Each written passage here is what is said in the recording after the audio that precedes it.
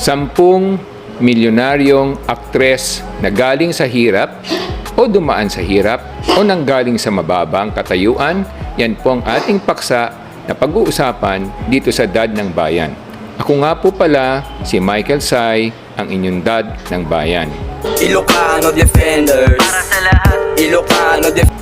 Kung gusto niyo pong mabigyan ng gabay tungkol sa pagkuha ng mga clearances at ng iba-iba pang government documents katulad ng passport at driver's license, huwag niyo pong kalimutan subaybayan ang Ilocano Defenders YouTube at panuorin ninyo ang mga nilalahad ng Kuya ng Bayan na si Solomon Sai.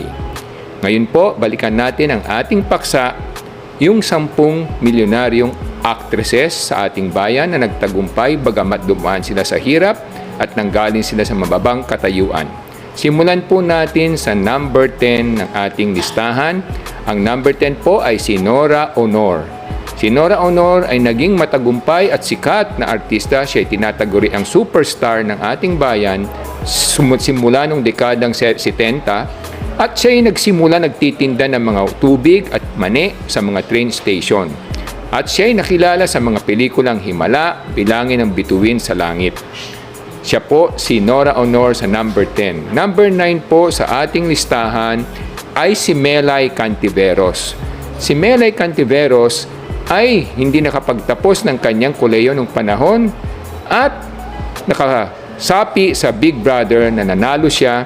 Kaya ngayon ay nakilala siya bilang isang magaling na host at the same time sumikat din siya sa Banana Split at Magandang Buhay.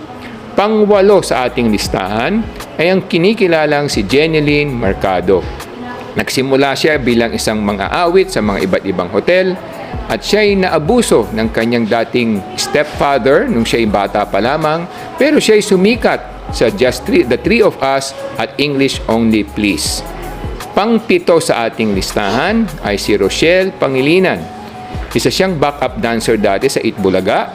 Galing siya sa napakahirap at nagsisimulang pamilya. Ang ama niya ay medyo nagkaroon ng konting problema sa pag-iinom, ngunit hindi siya nasiraan ng loob, nagpatuloy at nakilala siya bilang isang Sex Bomb Girls member at nakilala rin sa Ulingling. Pang-6 sa ating listahan ay si Jane De Leon. Siya po ay sumali ng iba't ibang mga beauty pageant at naging model. At the same time, nahihirapan din siya noong panahon. Hirap na hirap siya sa mga kanyang pangangailangan at ang kanyang ama ay nagkaroon ng mga pagkabigo sa paghahanap buhay, pero hindi siya nasiraan ng loob. Nagpatuloy siya, hindi siya nawala ng pag-asa at nakilala siya sa Ipaglaban Mo at MMK Dr. Hero. Ngayon, balikan natin ang listahan. Pang-5, si Angeline Quinto. Siya ay nagsimula sa paglahok sa iba't ibang mga singing contest at nung kanyang kabataan, siya ay pinaampon ng kanyang ina sa kanyang tita. Ngunit nagpatuloy siya, hindi siya nawalan ng pag-asa. Nakilala siya sa mga hit songs na Till I Met You at Kahit Konting Pagtingin. Pang-4 sa ating listahan ay si Julia Montes.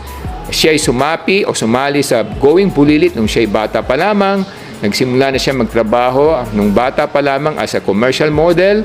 Siya ay napag-iwanan ng kanyang ama nung siya ay bata pa lamang, ngunit nagpatuloy siya, naging masigasig at nakilala sa Mara Clara at In a Moment in Time. Pang-8 sa ating listahan ay ang ating Miss Universe na Miss Pia Wurtzbach. Nagsimula siyang waitress sa isang hotel, naging factory worker sa UK, sa United Kingdom, at nagpatuloy siya sa kanyang hangarin na magtagumpay, kaya siya ay naging Miss Universe at nagkaroon din ng mga maraming pelikula, Kung Ako Na Lang Sana at All My Life. Ngayon, balikan natin ang pangalawa. Number 2 sa ating listahan ay ang kinikilala nating Angel Locsin. Si Angel Locsin ay nag-audition dati sa iba't ibang mga commercial dahil ang kanyang mga magulang ay naghiwalay nung siya ay teenager pa lamang, ngunit hindi siya nasiraan ng loob. Nagpatuloy, naging masigasig, naging masipag at nakilala siya sa Mulawin at sa Legal Wife. At ngayon, ang number 1 sa ating listahan ay isang napakalaking inspirasyon sa lahat. Kahit naman hindi siya biniyayaan ng kagandahan katulad ng Miss Universe nating si Pia Wurtzbach, pero napakagaling naman niyang mag-entertain at maging artista walang iba kundi si Miss Ai de las Alas. Nagsimula siya bilang isang department store sales lady at nakilala siya sa Ang Tanging Ina Mo at Enteng ng Ina Mo at napakarami pang iba-ibang pelikula at mga TV hosting program. Yan po ang naging kasaysayan at naging karanasan ni Ai de las Alas. Nagsimula sa mahirap, mababa, ngunit pinakita niya na kung siya ay may pananalig, makakarating ka sa iyong gustong puntahan. Kaya mga kaibigan at mga kababayan, huwag po nating kalimutan kung gusto nyong magtagumpay at gusto nyong makarating sa inyong pupuntahan, dapat pag-ibayuhin ninyo ang positibong pag-iisip, ang isang damdamin na naglalagablab ng paghahangad na maging mabuti at makatulong sa marami. Yan lamang po mga kababayan. Ito po si Michael Sai, ang inyong dad ng bayan. Ilocano Defenders. Para sa lahat, Ilocano Defenders. laban sa lahat. Ilocano Defenders. Ilocano Defenders.